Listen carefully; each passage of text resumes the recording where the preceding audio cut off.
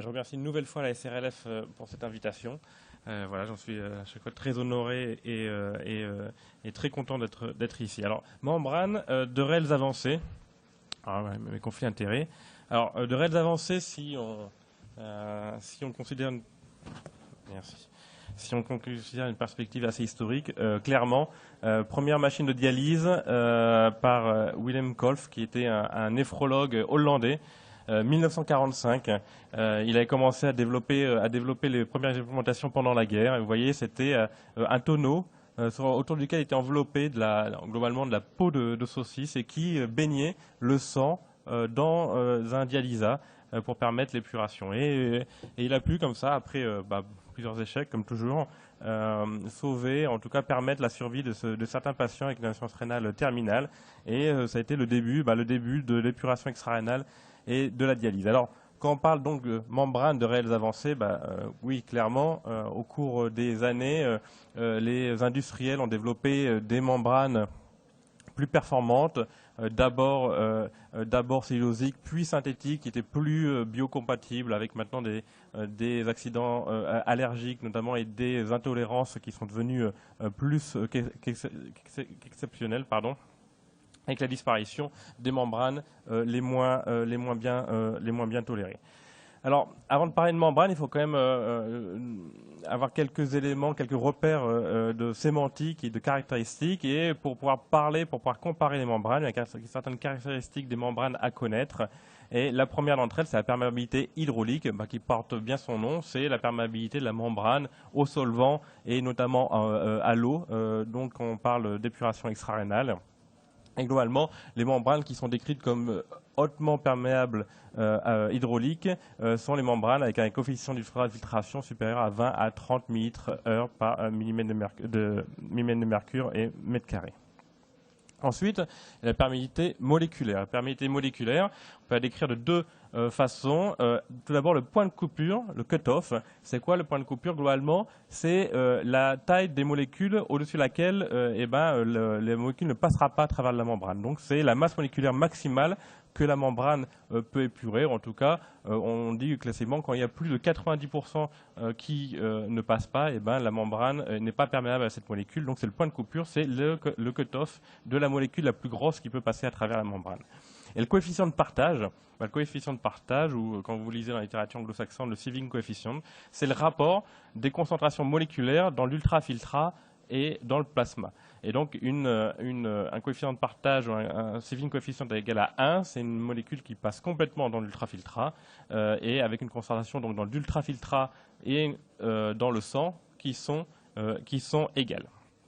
Et ça, clairement, les membranes actuelles ont vu leur performance au cours des années améliorée, surtout et essentiellement par leur homogénéité, avec un point de coupure, donc un cut-off et un coefficient de partage qui se rapprochaient. Et globalement, parce que vous pouvez avoir des points de coupure avec des molécules qui passent dû à une grande hétérogénéité de la taille des pores, et puis des membranes beaucoup plus sélectives avec un point de coupure et un coefficient de partage qui se rapproche, c'est-à-dire qu'une homogénéité dans la taille des pores et donc dans la sélectivité des membranes aux molécules. Et donc la clairance des solidités, notamment en technique convective, mais aussi diffusive, dépend bien sûr de ce coefficient de partage et du débit d'ultrafiltrat qui passe à travers cette membrane. Et puis enfin, une dernière caractéristique des membranes, c'est l'absorption, sa capacité des molécules à être absorbées, à se fixer à la membrane en elle-même et qui peut intervenir pour une grande partie de l'épuration de certaines molécules. Vous en connaissez certaines, typiquement parmi les thérapeutiques qu'on administre, les aminosides qui se fixent, et notamment à certaines membranes avec une grosse absorption, et certaines membranes qui ont été développées avec des capacités absorptives particulières. On en dira un mot, mais on ne va pas pouvoir développer parce que je pense qu'on n'aura pas le temps. Mais en tout cas, notamment, vous avez en tête peut-être l'endotoxine, pour laquelle certaines membranes sont développées pour avoir un pouvoir d'absorption de l'endotoxine importante.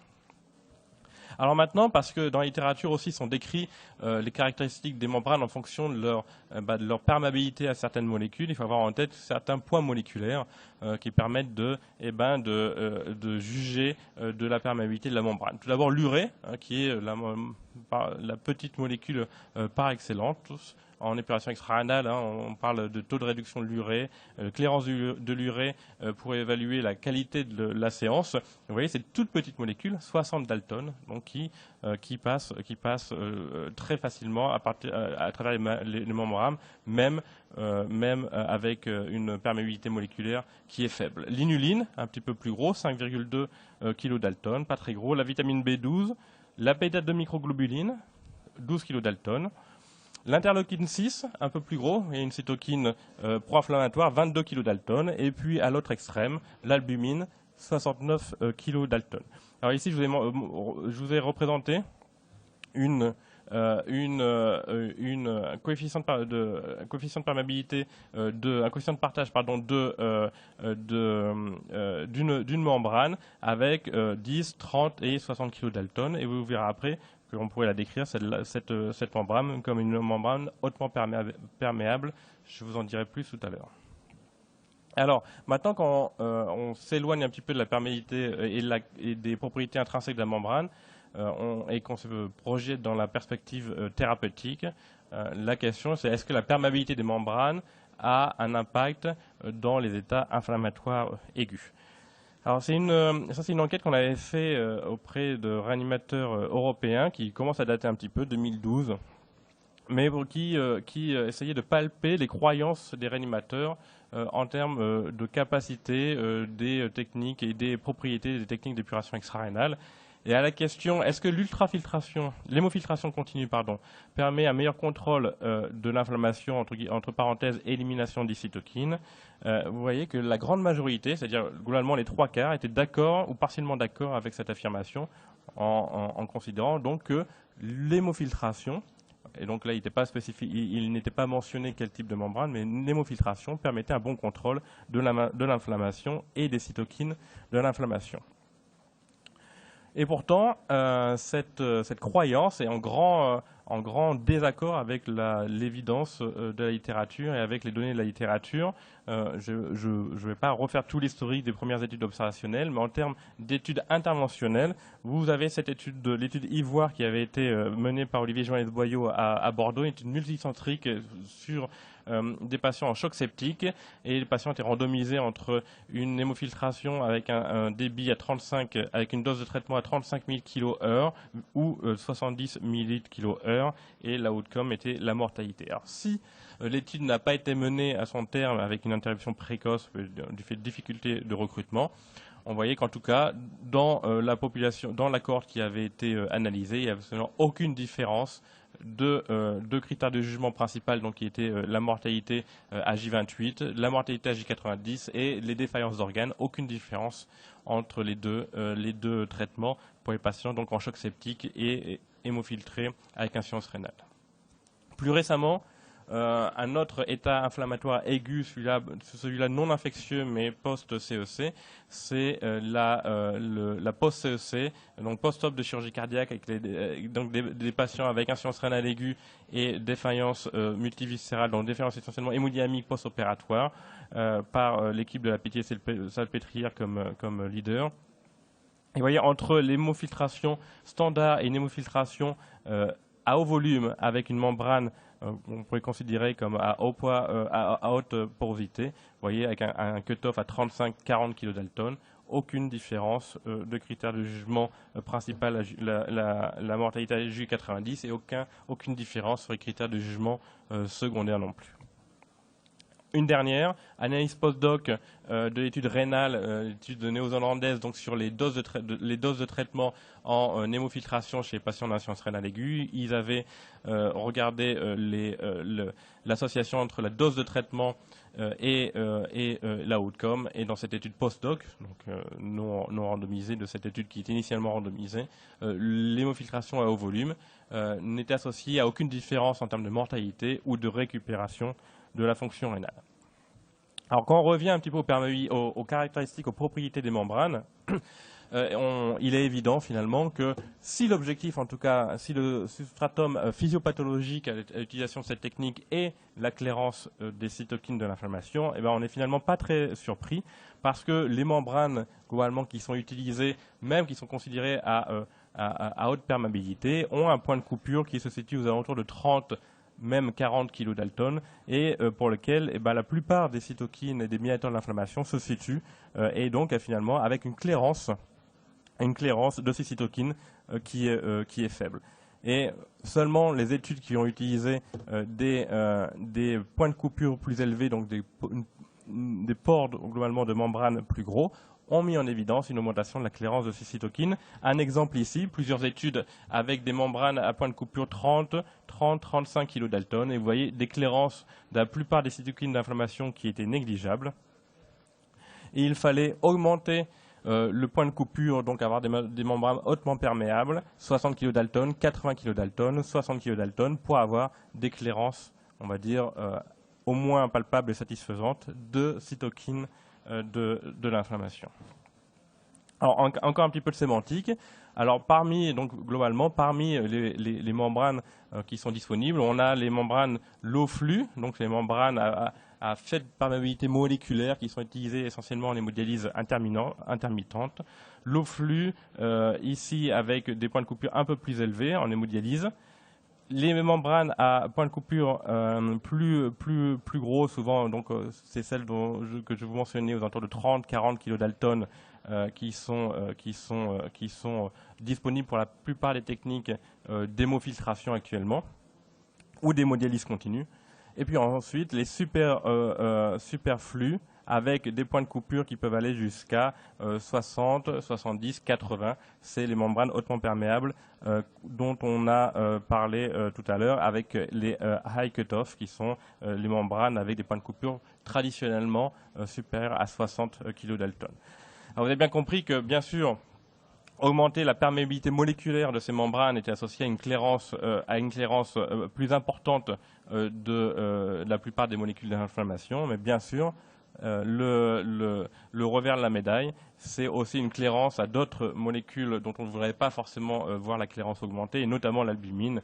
Et vous voyez les membranes super high flux avec des pertes d'albumine de plusieurs grammes pour des sessions de 4 heures, et les high cutoff, donc avec des points moléculaires des points de coupure qui sont souvent supérieurs à celui de l'albumine, avec des pertes très importantes d'albumine pendant des séances même courtes.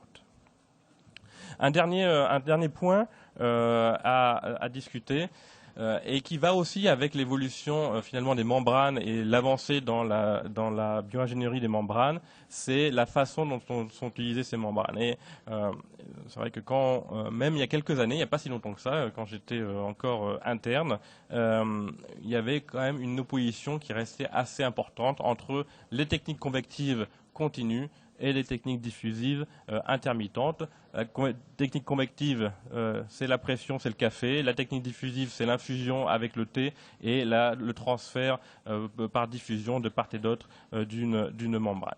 Et on sait maintenant que clairement, ces deux techniques sont au moins interchangeables et le plus souvent, en réalité, combinées au sein d'une même séance. Alors même si l'hémodialyse, on va dire intermittente avec des membranes à basse perméabilité, continue d'utiliser la diffusion comme principal mécanisme d'échange moléculaire, en hémodialyse avec des membranes de plus haute perméabilité qui sont largement disponibles sur le marché maintenant, ou en hémodiafiltration bien sûr, c'est à la fois les techniques diffusives et convectives qui s'associent pour permettre la clairance moléculaire, en épuration extra-rénale. Et l'impact de ces même si une hémodialyse continue est prescrite, et dans la plupart des cas, si vous utilisez une membrane avec des points de coupure relativement élevés, la convection va intervenir avec une régulation de la convection. Pourquoi ? Parce que du fait de points de coupure, il y aura d'abord des échanges par diffusion qui vont intervenir, et du fait de l'hémoconcentration et de l'augmentation de la pression oncotique dans le sang du côté sanguin, il va y avoir un passage du dialysa vers le patient que la machine va compenser en maîtrisant l'ultrafiltration, et donc il va finalement ajouter une part convective à la part diffusive que vous avez prescrite, et donc au sein même de la membrane, une diffusion et une convection vont s'associer. Alors un impact et un point qu'il faut avoir en tête pour l'utilisation de ces membranes avec des points de coupure des points de coupure qui sont élevés, on va dire supérieurs à 30 kg Dalton, c'est que du fait du passage de solvants et de petites molécules du dialysa vers le compartiment sanguin, il y a un risque de contamination à partir du dialysa, le compartiment sanguin, et notamment méfiance en hémodialyse intermittente ou quand vous utilisez de l'eau d'un circuit d'un réseau de dialyse, parce que l'eau devra être ultra pure au risque de contaminer le patient et le compartiment sanguin. Et ça a été mentionné clairement dans la conférence de consensus que Christophe a présidée il y a quelque temps, qui vient de sortir là dans Annals of Intensive Care, sur l'épuration extra-rénale en réanimation chez l'adulte et chez l'enfant. Et clairement, ce que les auteurs ont conclu, alors vous verrez qu'il y a beaucoup de recommandations d'experts, parce que finalement il reste peu de haut grade de preuve, de haut niveau de preuve en épuration extra-rénale en réanimation. Mais globalement, le consensus était que les membranes à haute perméabilité hydraulique étaient utilisées et utilisables et incitaient à être utilisées pour les techniques convectives en réanimation, globalement l'hémofiltration. Et qu'en dialyse intermittente, il fallait être très prudent avec les membranes à haute perméabilité du fait de la présence de la possibilité de contamination à partir du dialysa, et que ne devrait être utilisé qu'en cas d'utilisation d'un dialysa ultra pur et globalement avec un double osmoseur. Alors quand on parle maintenant, on reparle d'épuration des molécules et de l'interleukine 6 en l'occurrence, on voit que clairement ça se confirme. Quand on utilise des techniques, que ce soit de diffusion ou de convection avec des membranes au point de coupure, on claire plus les cytokines d'inflammation. Mais ça reste finalement assez modeste. Là, ici, vous avez avec une membrane à haut point de coupure qui est à 80 kg Dalton, dans l'étude de Haas, là, ici, qui a été publiée, si mes souvenirs sont bons, j'ai pas mis la date, mais je crois que c'est 2001, il me semble. Vous voyez qu'une diminution des cytokines de l'interleukine 6 au cours du temps versus l'absence de diminution avec une hémodialyse intermittente avec une membrane classique. Ce qu'on peut lire aussi à la lecture de ces données-là, c'est que vous voyez qu'il y a une grande dispersion déjà des cytokines, des concentrations plasmatiques de cytokines à l'initiation de la technique. Et vous voyez que clairement, si vous deviez initier une thérapeutique dont l'objectif serait de diminuer et de clairer les cytokines de l'inflammation, vous voyez que clairement les malades ne sont pas égaux, et c'est difficile d'arguer de manière aveugle pour tous les patients en sepsis sévère ou choc septique, du fait de la grande variabilité, de la grande dispersion des concentrations plasmatiques de ces cytokines chez nos patients. D'autres auteurs ont montré exactement la même chose, que clairement on pouvait diminuer partiellement les concentrations plasmatiques en augmentant leur clairance via ces membranes, mais qu'il y a une grande dispersion de comportements, de profils inflammatoires chez nos malades, et donc une technique pour tous les malades, probablement hautement discutable à la vision de ces données-là. Et c'est ce qu'a statué également le groupe qui a formulé ces recommandations, c'est que dans l'état actuel des choses, il ne semble pas utile d'utiliser des membranes à haute porosité, donc à haut point de coupure ou hautement absorbantes pour le traitement du choc septique ou du sepsis sévère, du fait de l'absence de différence de mortalité ayant été mis en évidence et de l'absence de connaissances finalement fines du profil et de l'implication de ces cytokines dans le pronostic de nos malades en sepsis sévère ou choc septique. Et on sait que c'est probablement beaucoup plus compliqué que ça, que la simple ultrafiltration ou clairance de molécules dans l'inflammation. Et une étude qui est discutable par le plan méthodologique, mais que j'aime assez, qui a été publiée dans Kiné International en 2011, une étude animale chez les souris, dans laquelle les auteurs avaient appliqué une technique d'épuration extra-rénale chez les souris en péritonite et avaient regardé leur mortalité et la clairance, les concentrations plasmatiques de cytokines d'inflammation. Et les auteurs avaient retrouvé une différence de survie des animaux malgré l'absence de clairance de marqueurs de l'inflammation, de cytokines de l'inflammation, montrant que le raccourci orage cytokinique mortalité n'est peut-être pas aussi simple que cela. Alors, dans les indications, je vais aller très vite là-dessus. Il y a certaines qui sont un peu plus palpables, un peu plus facilement mesurables. Une d'entre elles qu'on rencontre parfois, c'est la rhabdomyolyse, les rhabdomyolyses sévères. Peut-être à l'intérêt des membranes à haut point de coupure hautement perméables dans cette indication-là. Ici, un cas clinique publié dans Critical Care en 2005. Vous voyez, aucune clairance, aucune diminution de la concentration plasmatique de myoglobine en hémofiltration conventionnelle. Et puis, les auteurs étaient passés à une hémofiltration avec une membrane à haut point de coupure, 60 kDa.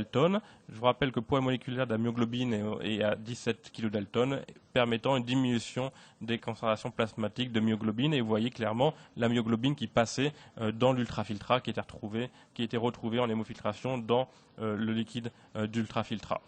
D'autres l'avaient retrouvé et vous voyez que globalement avec des membranes à basse perméabilité, pas de clairance de la myoglobine, avec des membranes hautement perméables, donc supérieures on va dire à 30 ou 40 kDa, une augmentation de la clairance de la myoglobine. On n'a pas de données forcément sur l'outcome de ces patients. En plus, c'est difficile de juger l'outcome rénal des patients qui ont déjà été mis en épuration extra-rénale, mais c'est une piste de réflexion. Voilà, mes conclusions seraient que clairement, des avancées en termes de biocompatibilité des membranes qui sont plus sélectives, qui sont plus biocompatibles, que jusqu'à présent, il n'y a pas eu d'intérêt démontré de l'hémofiltration à haut débit chez nos malades, que si l'objectif avait été d'épurer les cytokines, clairement, les membranes à basse perméabilité ou on va dire inférieures à 30 ou 35 kDa de point de coupure ne le permettent pas, elles n'ont pas la capacité de le faire, mais qu'il n'y a aucune démonstration de l'impact sur le pronostic d'utiliser des membranes à ce jour à haut point de coupure, avec un point d'interrogation sur la rhabdomyolyse et la capacité d'épurer la myoglobine chez les malades avec des rhabdomyolyses sévères. Je vous remercie de votre attention.